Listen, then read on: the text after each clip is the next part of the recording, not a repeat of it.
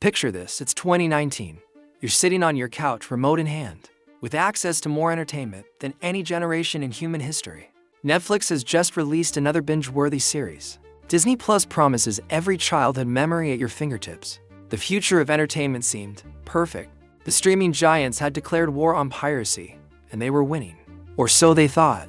But what if I told you that in just 5 years, this golden age would crumble? That the very companies promising to end piracy forever would accidentally resurrect it stronger, smarter, and more unstoppable than ever before. This is the story of how the streaming revolution ate itself alive, and how piracy didn't just survive the war, it won it. Remember when Netflix was the hero of our story? Back when $13 a month felt like stealing. One app, thousands of titles, zero commercials. It was entertainment utopia, and piracy seemed like a relic of the past. Why download sketchy files when everything you wanted was right there, instant and legal? The pirates' websites looked like they were built in 2003, while Netflix offered cinema-quality streaming with the click of a button. The choice was obvious. Reed Hastings, Netflix's CEO, famously declared that piracy was a competitor they'd simply outcompete through superior service. And for a moment, it worked. Piracy sites saw their traffic plummet. The Pirate Bay, once the internet's most notorious destination, felt like a ghost town. But success breeds ambition, and ambition breeds greed. Disney looked at Netflix's billions and thought, we want that. Warner Brothers followed, then Paramount, then everyone else with a content library and a business plan. The streaming wars had begun, not against piracy, but against each other.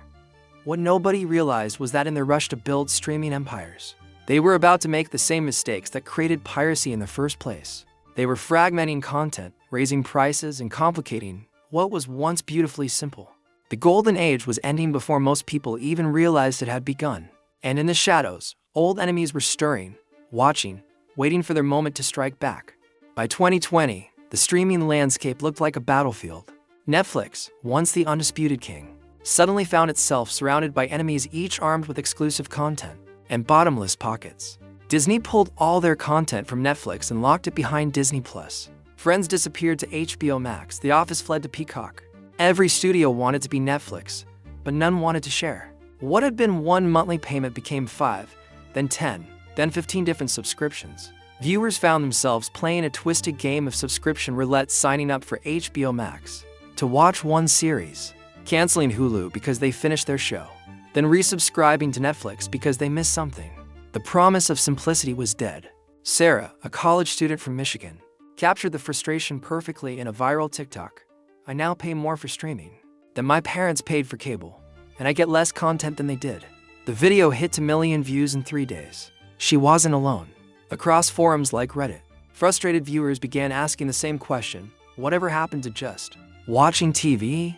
The streaming wars had created exactly what they'd promised to destroy: fragmentation, frustration, and financial burden. Cable television 2.0, just with different logos. And in the digital shadows, old websites began dusting off their servers. Traffic to piracy sites, which had been declining for years, started creeping upward. Not from hardcore pirates, but from ordinary people fed up with juggling a dozen passwords and monthly payments. The war that was supposed to kill piracy had just given it new life. But this time, the pirates were watching, learning, and preparing for something the streaming giants never saw coming. By 2022, streaming had become a monthly nightmare. The average household juggled 8 different subscriptions, spending over $80 monthly, more than cable ever cost. What started as Netflix's $7.99 revolution had morphed into a financial trap. But it wasn't just about money anymore. It was about respect. Viewers were tired of being treated like ATM machines, tired of shows vanishing without warning because of licensing disputes, tired of creating accounts, managing passwords, and receiving endless promotional emails. The convenience that made streaming magical was gone, replaced by corporate bureaucracy at its worst. Marcus, a software engineer from Seattle, perfectly captured the moment of rebellion.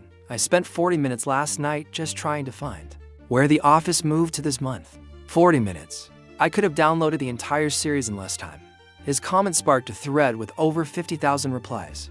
The sentiment was universal. Streaming had become work, and work wasn't entertainment. The breaking point came with the great password-sharing crackdown.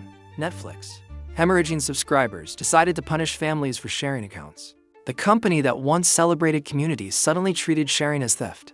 The irony was impossible to ignore. The same platforms that had once offered freedom now gatekept content. behind increasingly complex barriers. Want to watch in 4K? That's an extra tier. Want no ads? Pay more. Want to download for offline viewing? Premium only. Reddit communities like our Piracy, dormant for years, exploded with activity. But these weren't teenagers stealing movies for thrills. These were adults, parents, professionals who'd paid streaming companies thousands of dollars over the years, only to be nickel-and-dimed at every turn. "I'm not pirating because I'm cheap," wrote one user. "I'm pirating because I'm done being disrespected." The rebellion wasn't about free content anymore. It was about taking back control from companies that had forgotten why customers chose them in the first place. And control, as it turned out, was exactly what the pirates were prepared to offer. While streaming executives argued in boardrooms, something extraordinary was happening in the digital underground. Piracy was evolving, and it looked nothing like the clunky, virus-ridden sites of the past. The new piracy platforms were sleek, professional, almost indistinguishable from legitimate streaming services. They offered 4K quality, multiple subtitle languages, mobile apps, and even recommendation algorithms. Some featured better user interfaces than the platforms they were competing against. But the real evolution wasn't in presentation. It was in infrastructure. The old centralized sites that could be shut down with a single lawsuit were gone, replaced by distributed networks that existed everywhere and nowhere at once. Blockchain technology, decentralized hosting, and encrypted communication made these new platforms virtually untouchable. The people building these platforms weren't basement-dwelling hackers. They were former Netflix engineers, disillusioned by corporate culture. Amazon developers frustrated with content restrictions. Disney programmers who believed entertainment should be accessible to everyone. "We're not the villains in this story," explained Alex, a developer who asked us not to use his real name. "We're building what streaming companies promised but never delivered: true convenience, fair pricing, and respect for users." His platform serves over 5 million users monthly, with better uptime than most legitimate services. The team operates across 12 countries, using the same cloud infrastructure as Fortune 500 companies. They've been shut down 17 times, only to reappear under new domains within hours. The corporations fought back with lawsuits, domain seizures, and international pressure. But this time, they were fighting shadows.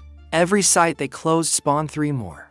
Every developer they arrested was replaced by 10 others. The pirates had learned from their defeats. They had studied Netflix's technology, Amazon's distribution networks, and Disney's user experience design. Then they'd built something better and given it away for free. The streaming companies had created their own perfect competition, and they were losing. Behind the polished marketing campaigns and quarterly earnings calls, streaming executives were having conversations they never wanted to make public. The war against piracy wasn't just failing, it was backfiring spectacularly. Internal Netflix documents, leaked in 2023, revealed the brutal truth. Piracy traffic had not only returned to pre-streaming levels, but had actually exceeded them. Worse, the demographic wasn't teenagers or international users, it was their core paying customers. Jumping ship in frustration, the numbers painted a devastating picture. Disney Plus lost a point for million subscribers in the first quarter of 2023.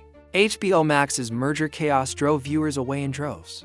Even Netflix, the pioneer, watched helplessly as subscriber growth stagnated across key markets. Some companies tried to adapt. Warner Bros. Discovery attempted to merge HBO Max and Discovery Plus into a single platform, creating months of technical chaos and user confusion. Paramount Plus desperately slashed prices, only to realize they couldn't sustain the losses. Apple TV Plus threw billions at exclusive content that nobody watched. Others simply gave up. CNN Plus shut down after just 1 month. Quibi burned through $1.75 billion before admitting defeat. The streaming graveyard was filling up with corporate ambitions and shareholder dreams. The few remaining successful platforms began quietly reaching out to competitors about potential mergers, the same consolidation they'd spent years fighting against. The market that was supposed to offer infinite choice was naturally contracting back toward the simplicity viewers had always wanted. But by then, it was too late. A generation of viewers had learned to live without corporate streaming entirely. They discovered that entertainment didn't require monthly subscriptions, complex passwords, or corporate gatekeepers. The streaming revolution hadn't just lost customers, it had lost relevance. And in boardrooms across Hollywood, executives were beginning to ask a question they'd never imagined. What if we can't win this war? The final betrayal came not through price increases or platform fragmentation, but through something far more insidious: the return of everything streaming had promised to destroy. Advertisements crept back first. Netflix, once proudly ad-free, Introduced ad-supported tiers corporate speak for "we're bringing back commercials." Disney Plus followed, then everyone else. The platforms that had mocked cable television for interrupt-driven viewing were now interrupting their own content. But commercials were just the beginning. Streaming services began mining user data with an intensity that made Google look respectful. They tracked viewing habits, pause patterns, even how long users lingered on movie posters. This information was packaged and sold to advertisers, turning viewers into products. Privacy policies became novels of corporate surveillance. Terms of service gave platforms ownership rights over user-generated content.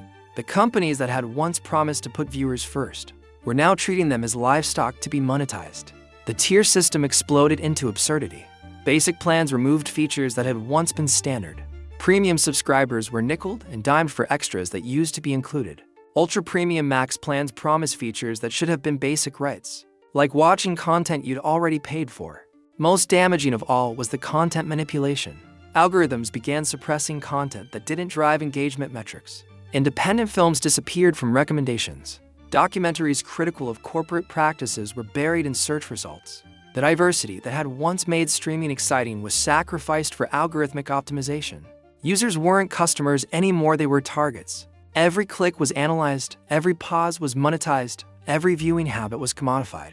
The platforms had become digital panopticons, watching their users far more intently than users watched content.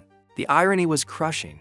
The same companies that had fought piracy by promising respect and convenience were now treating paying customers worse than pirates treated their users. Piracy sites didn't track viewing habits, didn't interrupt content with ads, and didn't gate features behind premium paywalls.